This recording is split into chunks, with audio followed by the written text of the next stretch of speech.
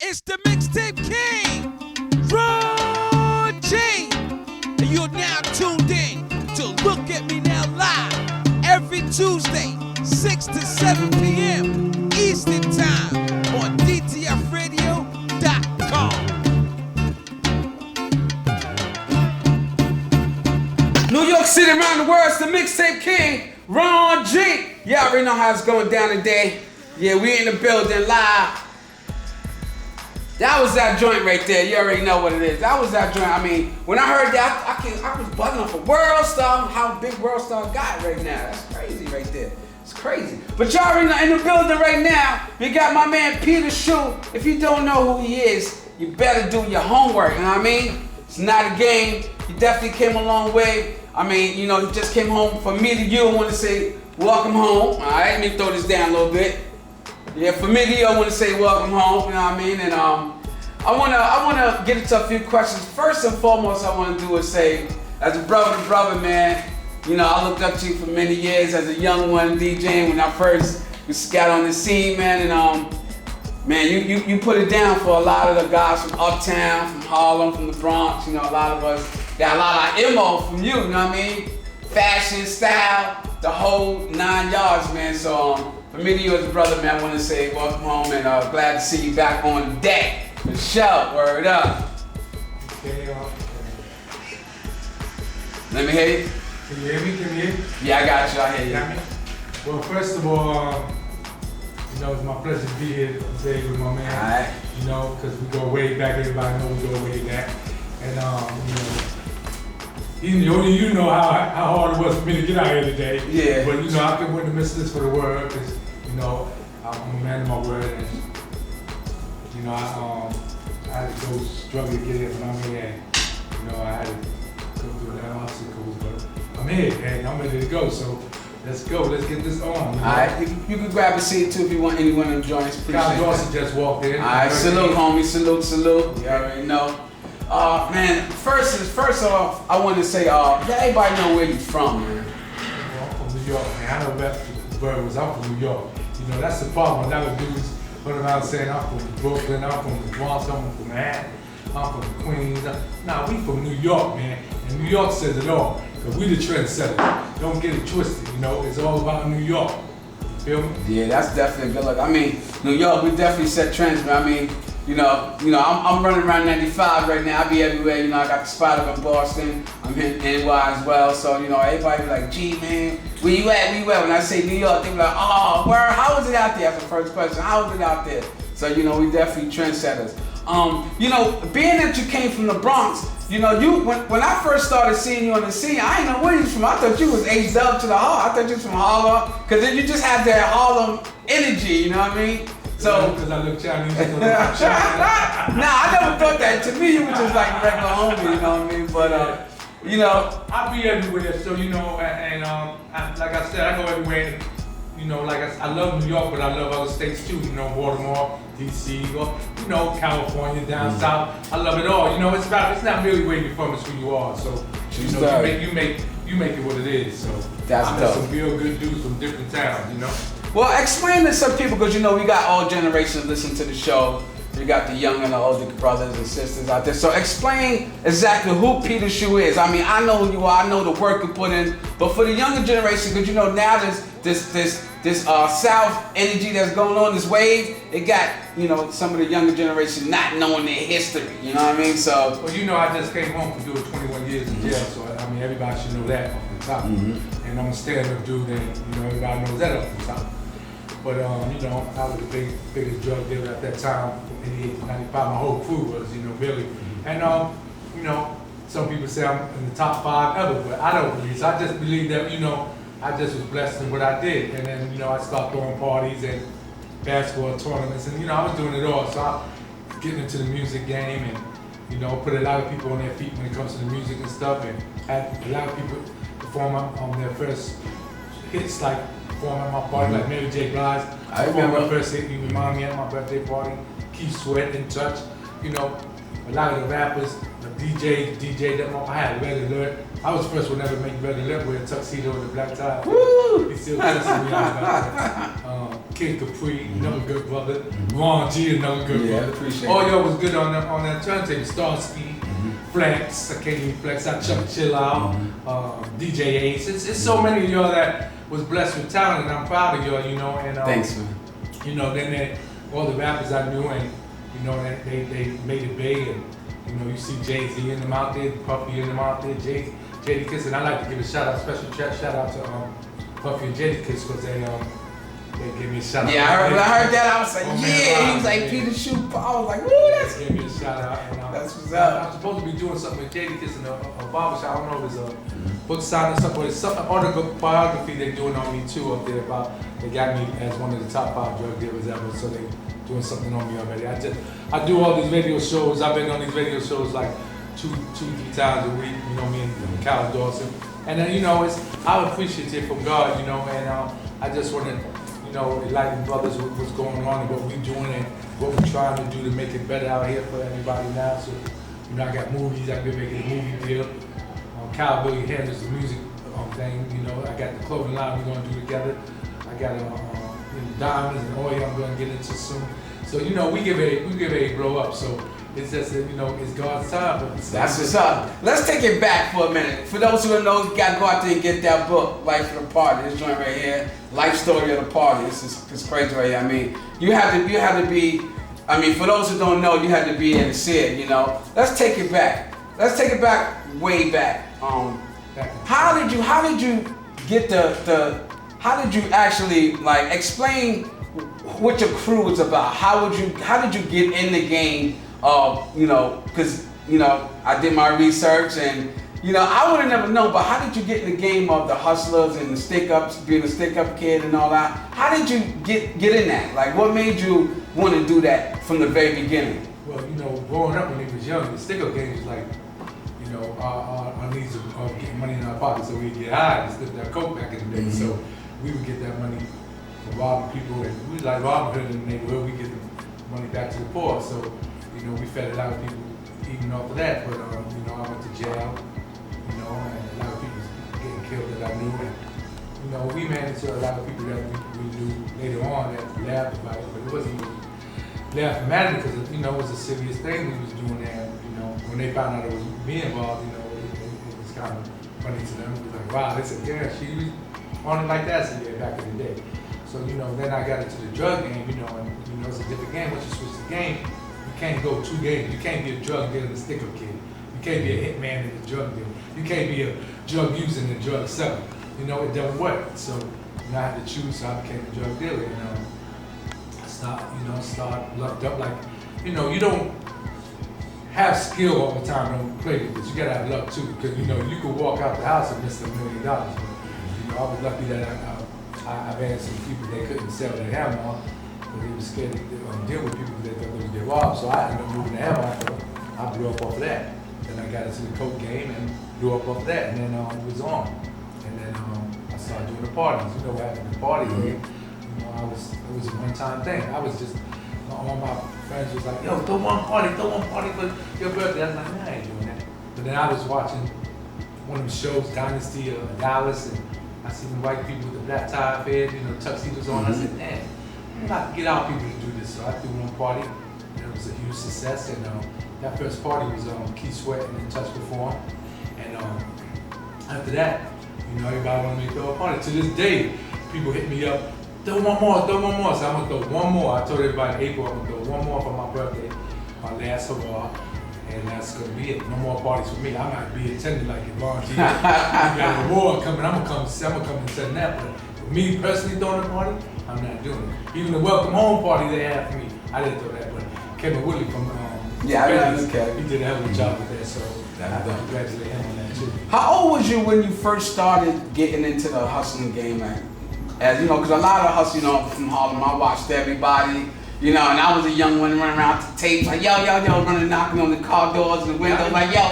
How old was you when you actually got in the game to do that? You know, just, you know, because the younger generation, everybody started young, you know what I mean? So I wanted to give a little insight on what was your age when you started? I mean, which hustle game? The stick-up game or the drug game? Well, you could take it from the hustle game, you could take it from the stick-up game, and then go to the hustle game. Well, I was probably 14 when I was start robbing, so I was young. At that age? Wow. Yeah, we were young. We had a little young crew, but it's funny because you wasn't scared, you didn't have no fear, nothing. You wasn't worried about the big dudes. I had a 38 long at the time. So I wasn't scared, That's great. If I shot 6 times and he's still standing, then I know I got to run. But what was funny? What you just said, like you gave me a flashback because I remember you running over me with the tapes too, and I was like, "Wow, you had the best street tapes out at the time." We was grabbing them, putting them in the car, so that brought a smile on my face because it's good to reminisce on good times. Yeah, man. But then when I got into the coke game, I was in my 20s. So I came home and started hustling. I wasn't gonna hustle no more. If you read the book, I wasn't gonna hustle, but they flip-flapped me at the job and made me quit because they fired me anyway. Yeah. Because I went say who snuck me back into the phone company and stuff like that. So I was trying to work. I wasn't trying to get into the game. I guess it was my destiny. Once they did that, then I'm out. As far as like the hustlers, I mean, because you got reputation, you got you're strong. How do you feel about the hustlers right now? And the drug dealers that is like really like telling on their buddies, their friends. What's your energy towards that? I mean, I done seen and heard a lot. You know what I mean? Being in the music industry all my life, and like I know you got this feeling about people who telling. Like, give me some inside on that of how you feel about that. Because they making movies and money now. Me personally, I think it's weak. Anytime you telling your friend. Or your comrade, you weak because of the fact that what you was getting into from the day one. So anything can happen, death, jail, anything. So you had robberies, you had to deal with it. You had to be able to handle it. So the way we was taught, it's like, my crew never told. Nobody in my crew never told. Because that's the way we was raised. So nobody in my crew never told on me. It was these outsiders that was coming to testify against me. Oh yeah, SHUE did this, after the fact when I'm already in trouble. So but the new hustlers out there now, I don't really know them because I'm not going to be around them. But I hope to death that they because you can always say, oh, Peter SHUE ain't going to tell me, I ain't got to worry about that. But you don't know what Peter SHUE going to do when they get them under that lights. So how do you know what's going to happen when they get them under the lights? You got to be tested. And a lot of these brothers ain't tested. And like what made me feel so good, I went to when I first went to jail. And I went to the Allenwood Penitentiary, and I seen all the legends from my town who was the hustlers. Like we talk about the hustlers, Guy Fisher, who had the Apollo, and they should let him come home because he got a doctor degree now. Wow. Underwood, who had Slave, New Edition, and somebody else. He had somebody else too, right? Gerald Levert. Wow. This is Underwood, Bill Underwood. Then you had Prince from the Supreme Team, my man. My man Craze was home. You had so many people that we was walking the track. When they see me, they was like, yo, come in, walking. They was happy to see me. I'm a young dude. I was young at the time. Now I'm in there with them. They was like, yo, how much time you got? I said, I got 25, man. They was like, oh, you short? I looked at them like they was crazy until I realized that they got L's. So I was short to them, but I wasn't short to me. You know what I'm saying? But while we was walking the track together, I said, damn, this is like one of them old westerns with Jesse James and all them in it. And we look like cowboys from legends from back then, because everybody was looking at us walking the tracks. So, that was the last time I really got to see most of them. And it was a sad time because I miss all them brothers because the same way you looked up to me, I looked up to some of them. And, and don't get it wrong, everybody wanted to know who was the biggest drug dealer that ever come out of New York. No, it's not Peter SHUE. So stop saying, a lot of people say it's Peter SHUE. No, to me, Frank Matthews was number one. And I'd be a liar if I said Peter SHUE. So let's not do that. But Frank Matthews was number one. They say I'm in the top 5. I don't know where I'm at because we didn't count each other's money. We didn't have, we didn't know what we did on, our whole lifetime in the drug game. But I like to say I was comfortable at the time, and my whole family was comfortable at the time. But you had some good brothers. God Fisher, you had, and I only talk about the guys that wasn't rats. That's God Fisher, Underwood, Heartbeat, Frank Matthews, Ice, Ken Do, Lou Hobbs, Scooter, all my brothers that I know for a long time. They all good dudes, and you knew some of these names. Yeah. You used to be at the party, so these are all good brothers that was good names in the hustle game, and they didn't tell. And that's what I respect for them, because they never told. Cal Dorset. True. You gotta give him a round of applause right there. Cal Dorset.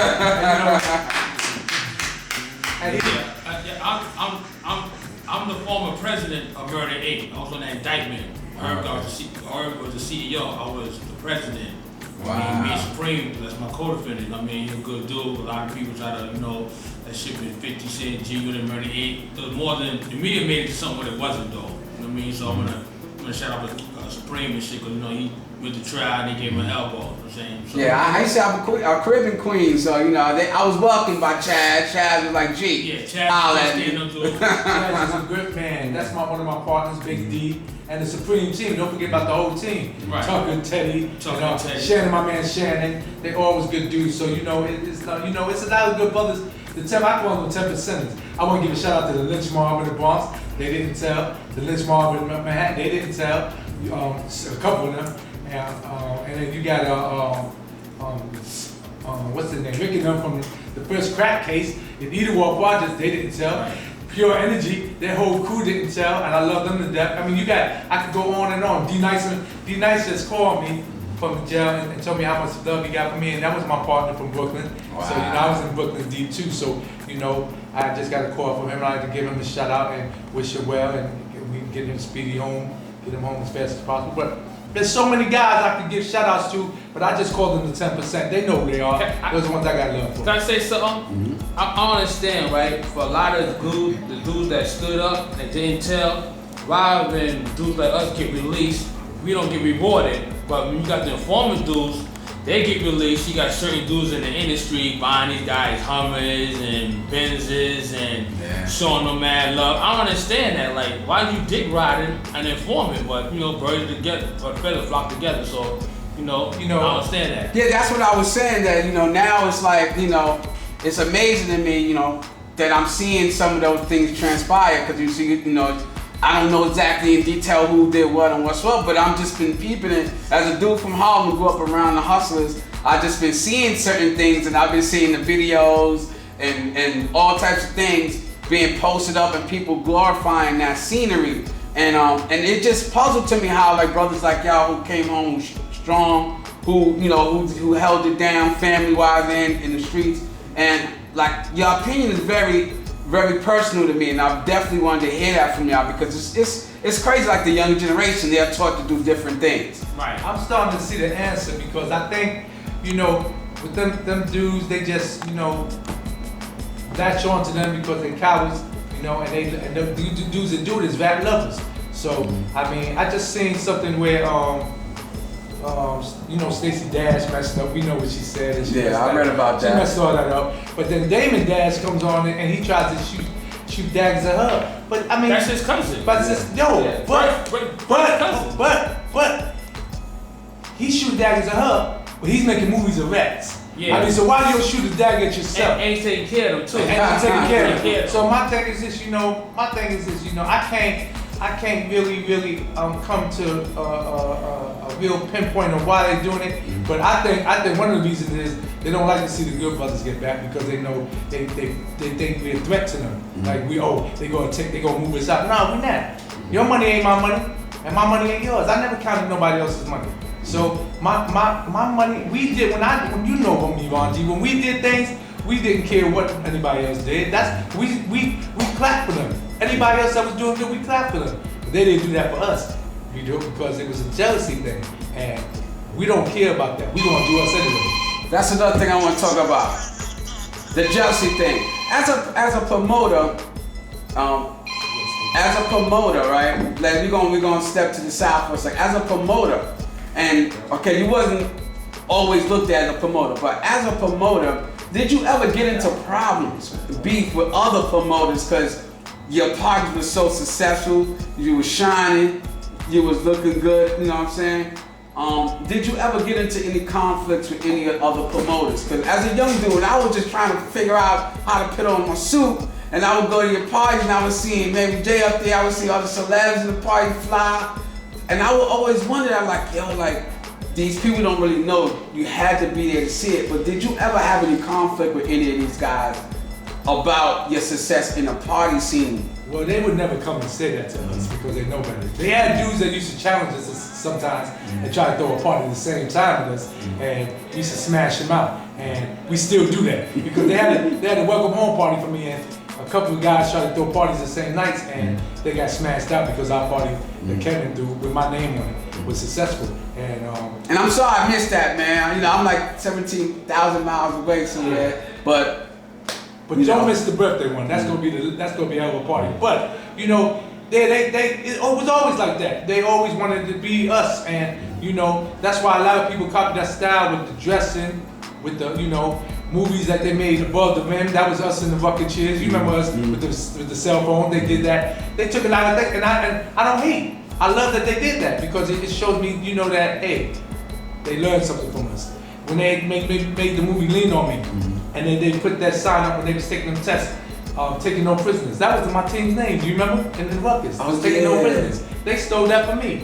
But I didn't care because the shirts, right? Yeah, remember taking no prisoners with the pistols on them and all that? But they stole that from me because that was my team. So they took them ideas, and I don't care. I don't hate on that. And see, we never cared what anybody else did. We only cared about what we did. We wasn't into the corny stuff. We into getting money and having fun. And that's what we did. So we go to clubs and don't have to wait online. They had to wait online, they was mad. We go to clubs, could bring our guns in. They couldn't bring their guns in, they was mad. They used to go back behind our backs and tell the owners, how come they get in, they don't get searched, because they drug dealers too and whatever. But yo, it is what it is. You don't have it, you don't have it. And that's just what it is. So they didn't realize that. So we didn't, if somebody came up on something and we couldn't get it, we don't care. You know what I'm saying? They got a good break. That's what people gotta realize. Stop worrying about the next person. Be a leader, be your own self. Yeah, I heard that. Stop worrying about the next person. Y'all heard it right here. New York City, around the world. You tune in to Ron G, DTFradio.com right here, my man Peter SHUE. Another question that I was always wondering. First time I seen you, it was like a blessing. I was like, yo, how did you survive in there all that time, man? Did you have haters in there? Did you have people, was you a movie star in there? Like, how did you survive in there all that time and still come home strong like this? Listen, actually, I'm gonna tell you the truth, right? In the beginning, everybody hated on New York for a minute, but I broke that barrier because I'm with the brothers. I don't care who you are, as long as you ain't a rat, you was cool with me. So I socialized with everybody and ate with everybody, and we had a good time. So dudes from other states took a love in me. So I'm loved in all jails. Anywhere I go, if I go to jail, 500 dudes will come out to see me or whatever. You know what I'm saying? But my thing is this: I'm for the brothers, and I don't care about the rest of the stuff. I ain't with that. People hating on me, whatever. But they took a dudes took a like me because I'm real. There's no phoniness behind me. Now, not to cut you off, but my man just walked in, right? I don't know if that headphone is working. You might have to use this one. But ABS, he got it. He's the hottest thing right now. Yeah, you got listen. Did you bring his CD? Nah, I got the flash drive for him. Yeah, but he's got a joint called the Bronx Anthem. Woo! Fat Joe in it. Fat Joe in it. DMX. That's hot. And French Montana then want to do the remix because they want to be in it. That's hot. Congratulations. What's your name? Thank you, ABS. ABS. Salute. I like that hat too, man. I've seen that shit everywhere. Appreciate you, so he's the hottest thing. Success. I'm kind of pissed off at him because he's the one supposed to bring me down. But we'll talk about that later. Yeah, at least we here though. I appreciate it. But see, the people that to make it in jail, right? You gotta be not a troublemaker. You gotta be about what you're gonna do. You're gonna do your business. If you get into something, you gotta handle your business. Hold your own. But you're not a troublemaker. Right. And you gotta have a goal on what you want to do. And stay away from the guys that are just out there doing stupid shit. Booty bandits. Yeah, you can't get into gay stuff and none of that stuff. But you guys gotta be secure about being a man and being able to hold his own, not worried about everybody else carrying you. And even though I had a lot of brothers holding me down, I didn't use them. If I get into something, I go and take care of my. Even if it didn't turn out to be a big beef, I go into the dude's cell. Yo, what's up? You trying to see me? and that be it, me and him. I don't be trying to get 500 dudes to jump on one dude. We ain't like that in the street. Wow. So that's why people love and respect me for that. You know? Salute. That's another page we gotta salute him on, y'all. True. For sure. True. Ron G, DTFradio.com right here. I mean, this is one of the dopest interviews I had in a long time. Another question I want to ask you is what made you want to do a book? Because for y'all who don't know, the book is right here. Y'all got to go get that. We're going to get into details about where they can get it from. Want to know what made you want to write a book? What made you want to get into that? Because y'all got to remember, you got to look at that camera too, because that's going on Ustream. We got Facebook Live. We got all kinds of shit going on right here today. But what made you want to write a book? Well, you know, when I first when I first came to jail, right? When I first came to Cal still on drugs. Hey yo, He keep putting a phone on me. Killing me. I came when I first came to jail. They offered me $350,000 to do a book on somebody, and I said I was thinking about it, but then I was only going to get $1 off each book. So I said, nah, I'm not going. I'm gonna do my own book, publish it myself, and get all the money. Because you know that's what I like. The black man to get is all his money. So we're giving it all to them. So I waited till the right time, and then my cousin talked me into it, and we put it together. I wrote it, he edited it, and we, boom, we here. That's dope. I mean, because at the end of the day, like for me, I've been trying to write a book for a long time, and I had a writer. I was doing something with True Publishing, with C Murder Publishing Company, and then he got locked up. And what's crazy was Kwame Teague was supposed to be helping me with that, and he locked up. And he was telling me, you should write a book on and name and G code and based on your ups and downs in the music business, the things you know, and kind of like sugarcoat it a little bit, but those are things that don't sugarcoat it. Right. Just change names and places. Yeah, that's what it means. I ain't want to get too personal. And your OG home now, so I hope you write it. But you got a lot to say too, because you've been everywhere. Yeah. So you've seen everybody. So your book and your screenplay is going to be fantastic. You know what I'm saying? That's definitely. I want you to get that, because you know the way your street taste was the best that I ever heard when I was home back in the day.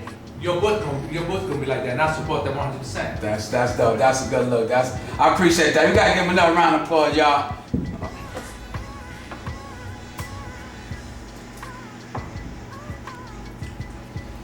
Well, coming from Rucker, because I grew up at 150 Fisher, 8th Avenue, coming from Rucker Park and all that. This is a question I always wondered, man. All the hustlers had a basketball team. Is it a phase? Was it like just something to do? From your eyes, like, because I know you had a team, and it was like, I was like the only person that didn't have a basketball team, and I wasn't a hustler, but I was a DJ, like a hustler, and I was the only one that didn't have a team in Rucker Park. Explain that, like, what made you wanted to get into that? I mean, everybody had a basketball team, but you was different, you know what I mean? Because like you said, you had the shirts, you had the guns on it, and most basketball teams wouldn't have done that. They were like, nah, we ain't bring that out here. And we beat Puffy's team. Yeah. That was crazy. Yeah, so, but my thing is this, you was lucky not to get it. I wish I did. Future taught me into that shit. Salute to the homie Future. I like to give him a shout out too. He's like, come on, Uncle Shu, put the team in. So, that was my little man. I put the team in there. And, we had a nice little mom. And, but everybody had to go back to college every so we'd be undefeated. And then my whole team got to break out. Wow. So, we got to pick up dudes, and we ended up losing the championships and stuff like that. But, we had fun doing it. And I just had one incident that I regretted. But other than that, we had a lot of fun. But, it was just, most of the time, somebody taught me into doing something. Because most of the time, I don't be willing to do that. I'm pretty laid back. All I be wanting to do is, chill with my homies, and we travel to the fights. This is what I like to do. Go to Vegas to the fights, Soul Train Awards, Jack the Rapper back in the day. Yeah, I remember Jack the Rapper. And what's the other thing we used to go to? It was something else. Freak Nick. Yeah. We used to go to all them things. So, I was enjoying myself with that. And then they start putting this, because we real busy.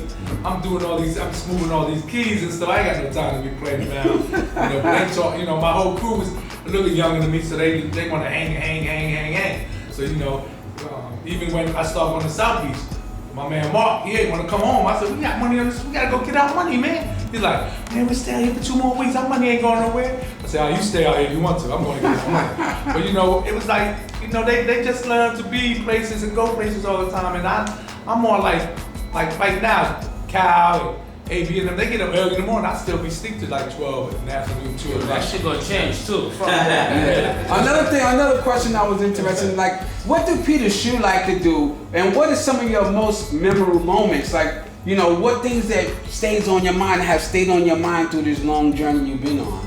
You know, for real, I like good food, man. So a good meal really makes me happy. But when I see some of my brothers, and I like to give one a shout out because he just got inducted to his College Hall of Fame. That was Charles Oakley. Woo! Shout out to Charles Oakley. That was a homie of mine too, man. Charles Oakley, man. Talk about him for a sec. I used to go in a locker room with Charles Oakley when I wasn't supposed to be there. He would be like, yo, G, bring me one of them mixtapes, man. Yeah. And so salute to Charles Oakley. How did you get in a relationship, like a friendship with Charles Oakley? Parties. Parties? Yeah, me and him used to have a ball together. You know, I drank champagne. He was drinking Jack Daniels and shit like that with the beer chasers and all that. But he was tough, and you know, he was the greatest. One of the greatest niggas to play. They should have him hanging in the bathroom up there in the garden for him. I said that on Instagram and stuff the other day because he was as hard and soul with the Knicks. He protected Ewing. You know, Ewing was soft. He protected Ewing, and he's tough. You know what I'm saying? That's the type of ball players I used to like. But me and him got real close, and we used to hang out. You know, one time I got so drunk, we had to get a gun. Take me to a hotel. I woke up butt naked in the bed. Good. So I was like, I knew you had them things on the side of the blocks, like yo. I didn't have nothing.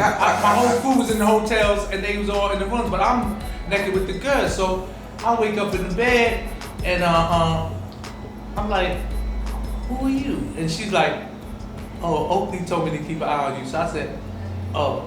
And I went back to sleep, right? And then I woke up again, like 2 hours later. I said, who are you? And she's like, she started laughing. So then I said, listen, did we do anything? She said, I tried, but you couldn't do that. You know, I was untrusted. So then my crew saw coming banging on the door. And they was like, yo. She went to the bathroom. They was like, who was that? Who was that? I said, Oak put this girl there with me. But, you know, Mike Tyson, all of us used to be drunk. Me, Mike, Oak, Mark Breland, another good brother. I like to give a shout out to Mark Breland too. You know, we should just have Ivan Barkley. You know Ivan. Yeah. So, you know, that was my man. He could twist. I was really close to Charles though, because Charles, he was always like, yo, G, bring it up. And I would be going in, like, I was like, you know, the little fat kid going in the thing. And when I came home, he was one of the first people to make sure I was good. You know, absolutely. He couldn't get to me. Absolutely. You know.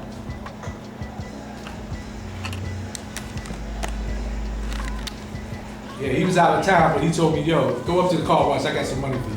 You know, that's my, you know, I love him to death. Even when I was calling him from Atlanta, when I was in jail and stuff, you know, I was talking to him, he had Mike with him, and, you know, they was chilling. Him and Mike is still cool, him, Mike and Jordan, you know. That's dope, that's dope. I was reading up, doing my research, and you were saying that you was getting into the music industry, and you was about to start a label.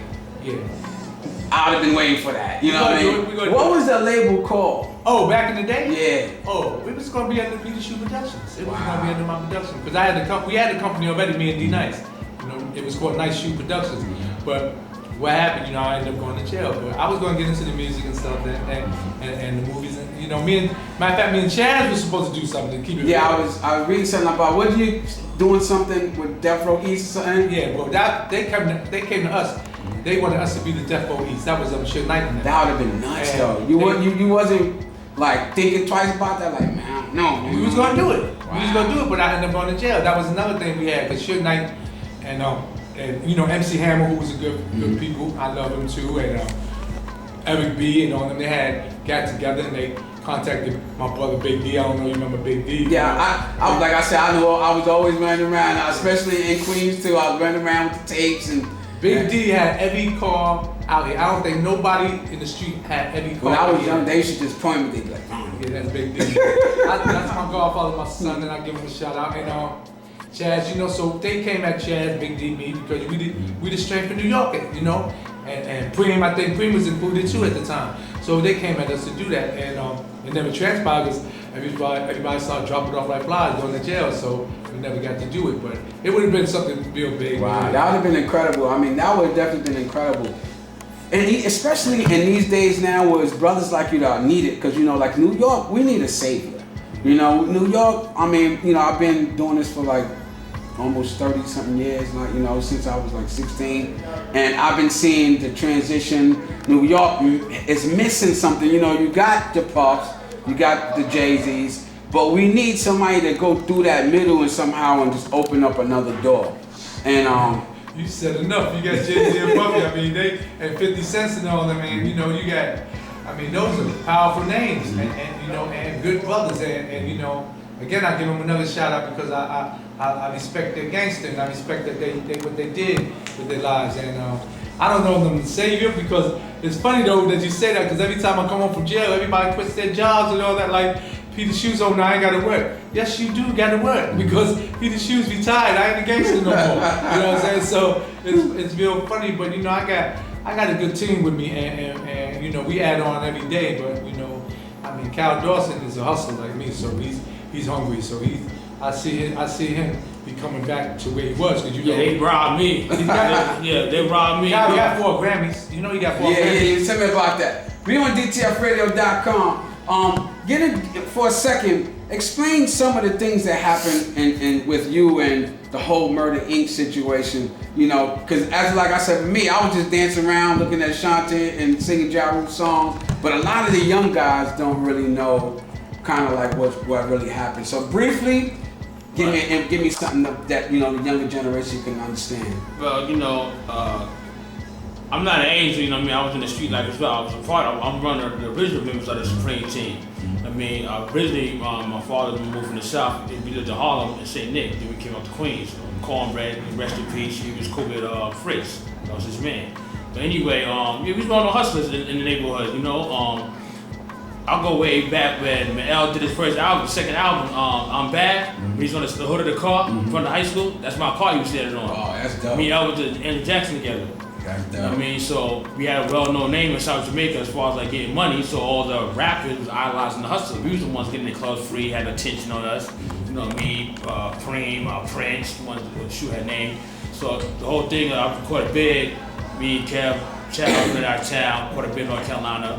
Kev Childs? Yeah. Salute to Kev Childs too. That's my man. I call him Big Bro. You know what I mean? His crew was in Asheville, North Carolina. We was in Raleigh. And so what happened when I came home from that bid, Russell gave me a job and that just A&R. So, you know, the Belly After Party, that's a club in Missouri in Queens. Ja Rule had got robbed by certain individuals from my project that means Supreme knows we got the jury back. And you know, we highlight Urban, yo, you fuck with us, this ain't gonna happen. So we started Murder Inc. You see his brother became the president and, you know, got all the Shanti job, we pushed the music out there, you know.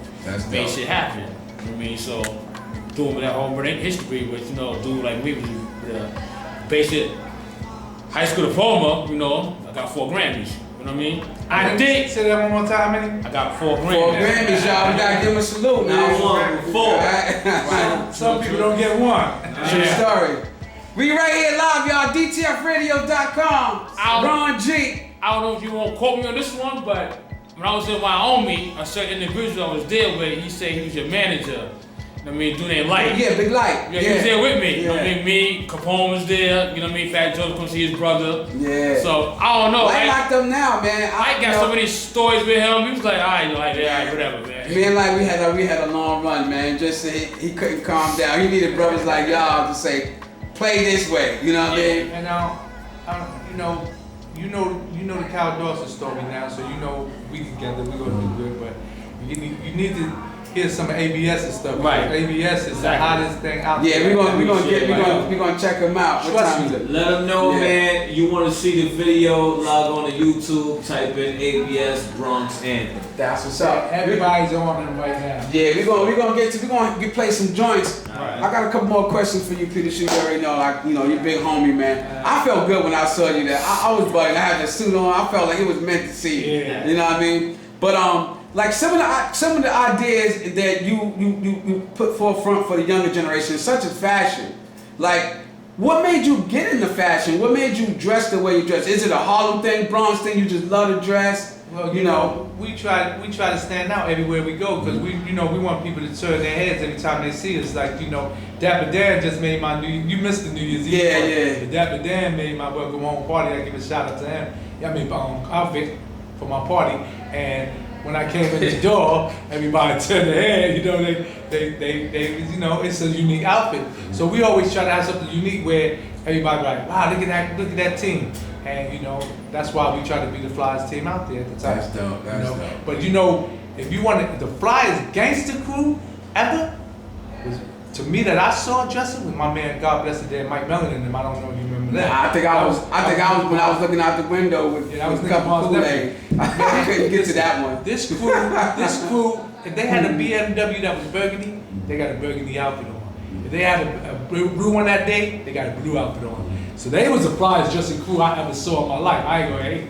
So, you know, I try to pattern my styles after watching them. Because one time I seen one of them had a yellow, I forgot was it a Porsche, and he had the yellow mink on the yellow. I said, these niggas is doing it. I said, I gotta do it like that, you know. That's So, fly. you know, and then there was Peter Monsanto's, and Fat Stevie Peter Monsanto was a fly dressing kid because he used to go to Paris and get his clothes. So we had some good dressing brothers back in the day, going all the way back before my time. But I try to install it with my brothers around me to wear the black ties and stuff, you know. That's dope, cause you know, first thing when I think of Harlem, I think of fashion. I think of, you know, for me, I looked up to a lot of y'all. You know what I mean? I looked up to you. I looked up to a lot of the hustlers. I looked up to, you know, so many different brothers that came before me that I would just look at magazines, see y'all at the Apollo. I used to be like, I want to look like that one day. You know what I mean? And then I just started wearing memes and started doing, and then just Harlem in general got its own style. The Bronx got its own style. When you go to Brooklyn and Queens, you know it's a different MO. You know, because I used to live in Jamaica, Queens too, and everybody dressed different, so they know you from Harlem. Your hat slightly to the side. Yo, we love you, G. You know, you one of the few. So I was always like looking at these things and saying, wow, Harlem and Queens and Brooklyn, everybody got their different styles, the way they dress. So when you said you was coming out with a clothing line, the first thing you said in the show, I was wondering, like, how did you get into that? What's going to be the name of your clothing line? Well, right now, it's going to be called Ometa, which is Sicilian for code of silence, because I'm trying to stop the snitching. So, you know, we're gonna come out with that. And two names I forgot to give when I was talking about gangsters. I forgot about Fritz. Fritz was probably one of the top money getters too. And Freddie Myers, who passed away not too long ago. And I want to give a shout out to both of them individuals. They both passed away, but they both were money getting brothers. And I'm sorry that I forgot to mention them before. But yeah, the clothing line is gonna be tough. You know, I'm working on that, and you know, the book and the movie deal that we're supposed to get soon. You know, we done met with Marty Bergman from. Woo! That's a salute there. That movie deal coming soon. That's a salute. DTFradio.com. I need that disc too, because we're going to get into that music in a sec. Gotcha. Marty Bergman Movie deal. Marty Bergman was the one that directed Scarface, the original Scarface. So Woo, that's going we to met be with crazy. him. We met with Bert Fidel, and he's doing some things for us. We a lot of people. I'm supposed to meet with Jay-Z, so we sit down with him. Woo, that's another salute right there. One more time, y'all. Peter SHUE making power moves. You know, Power moves. You know, it's just a lot of people showing some love but John Blasting game too. John Blasting game, another one. And we had meetings with him, and we got another meeting with him Sunday. And he's very powerful too. So all these, you know, legends is trying to get me back, you know, and I appreciate that. And like I said, Puffy and them put that song out for me, and Jada Kiss, and I appreciate that. They dedicated a little thing in there for me. And I just want a little DJ scene, like I'm in the corner with the flashing lights and I'm just chilling. you know you're gonna leave. You know, So, we ain't gonna leave you out that's because a you dope know thing. you was a legend in that time too. See, everything you do in capacity of your business, whether you was a DJ, a hustler, or selling clothes, selling movies on the street, if you was the top of your of what you was doing, you're a legend. So you know when I used to hear about your tapes coming out, I said, man, who made this? They say, guy named Ron G. I said, man, I gotta find this dude. I need some of these joints, you know. And we grabbed some of your tapes, and I'm walking in the car, and you know, next thing you know, the girl wanna go home with me. Yeah, I mean, that was my thing. I got to make sure the girls is happy because homies with the hustlers, all the dudes, they gotta have the girls in their pocket. The girls gotta be happy.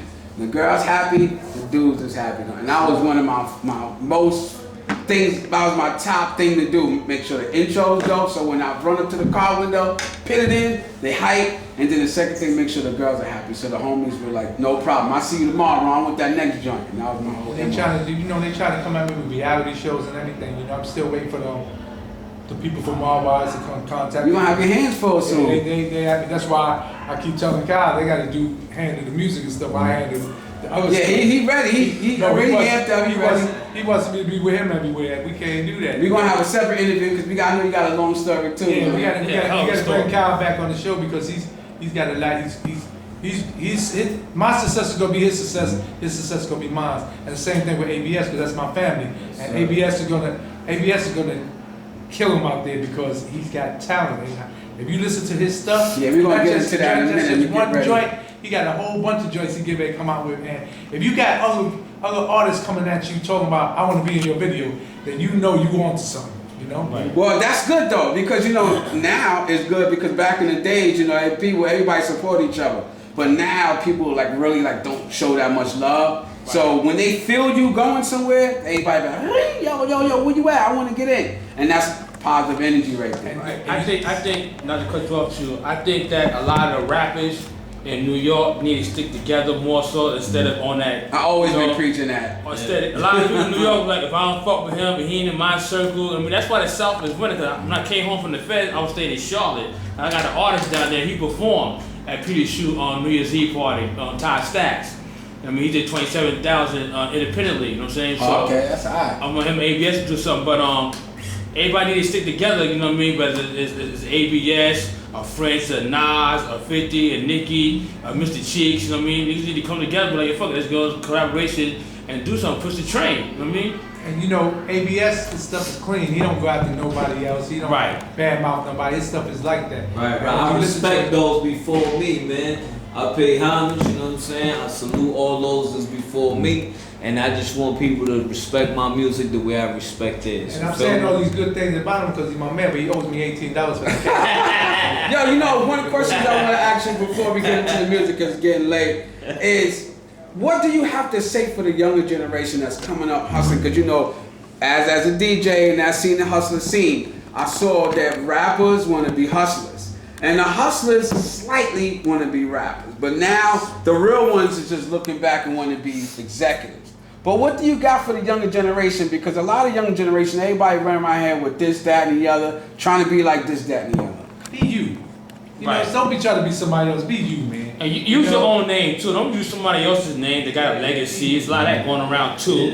Dudes using other people's names. It's a lot of time. It's like 5 Ron G's out there. Sometimes I be bugging. I understand that. Same thing with the Rick Ross situation. You know what I'm saying? I fuck with Freeway, the real one. You know what I mean? Got someone else using his name. Shout out to him too. You know what I mean? So it's crazy though. I mean, I think that's something that we need to discuss about real quick before we get into the song is, what do you think about the hustlers and the rappers wanting to be hustlers? Like, mainly, is you think it's a trend or it's just all the way wrong? It's always been back in the day, though. The rappers, see the hustlers getting money, that's where they get their ideas to make the songs. I mean, back in the day, when we was poor back in the day, we see the hustlers and wanted to be them. So, I mean, I don't hate them for that. Like I told you, if you can pick up a good idea from somebody in front of you, do it. But lead by example. Don't be no follower. Don't follow somebody thinking he's going to lead you to the promised land, because he's not. He's going to lead you to life imprisonment. Woo. So, don't do that. Y'all heard it right here. Like, let them know where they can get your book at, y'all. Y'all got to go get that book, man. I'm glad I got it now. We got a good sale going right now, fam. I got you where I get the signed copies for the people that make the signed copies, and but you can get them from Barnes and Nobles, Amazon, fam. What's the other one? Ingram. Yeah, it's all over the place. Just go online. Google. Was it famigotcha.com? Famigotcha.com and stuff like that. And if this is the end of the interview, I like you the first one to have to talk to me about the Madonna thing, and I appreciate that. Yeah, I mean, I already know. Like I did the research, and I was like, man, it is what it is, Yeah. So every interview they want to know about the Madonna stuff and all that, and I mean, because I personally, we got a different bond than just asking the questions about all of those type of things. So but read the book. If they read the book, that's everything happened with Madonna and what's going to happen after Madonna. And it's about us now, and it's our time, man. Really, it's their time, because I'm ready to fall back. And Kyle keep trying to get me out there like I'm 20 years old. But it's really Kyle, ABS, and my son's out there. My son's gonna take my place. Because I'm ready to just relax, go to cookouts, trips, you know, and chill with my whoever I'm gonna be married to. You know what I'm saying? So that's just what I'm gonna do. All right, so let's get into that song. Y'all already know what it is. New York City, around the world. Mixtape King, Ron G. DTFradio.com. Save your breath. We about to go crazy on this one. Yep. Shout out to my nigga 411, you heard? You know what it is. Joe White.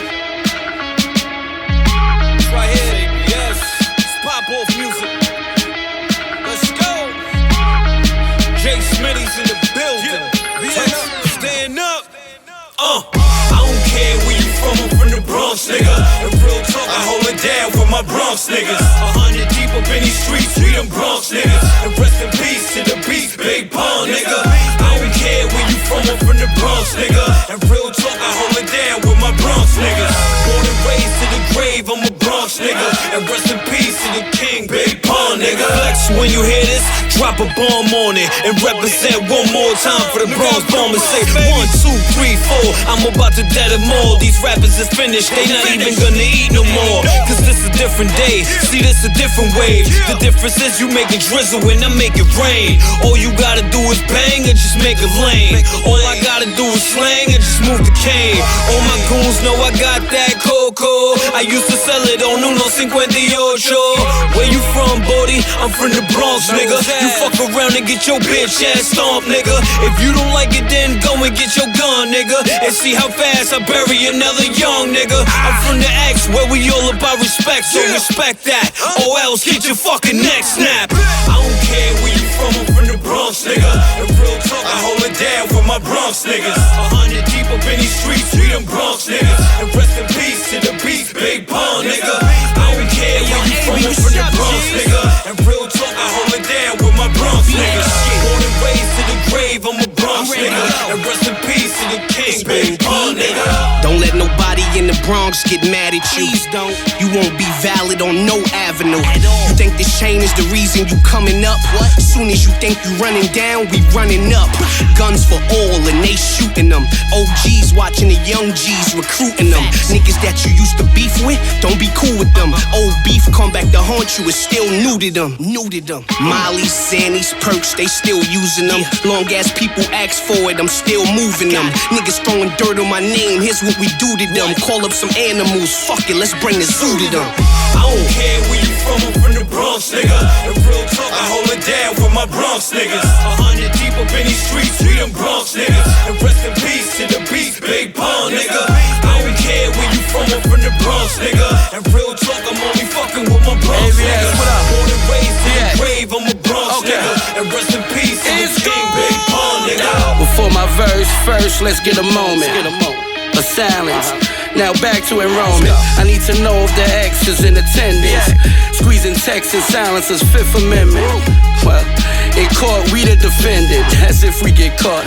Sorry if you offended, cause a family member end up crippled for beefing with me. Just say my wrongdoings got him right where he needed to be. Fred got the open floor, they leave it to me. Drug money, had to open doors, I needed a key. I'm sitting in this S-class, I don't need a degree.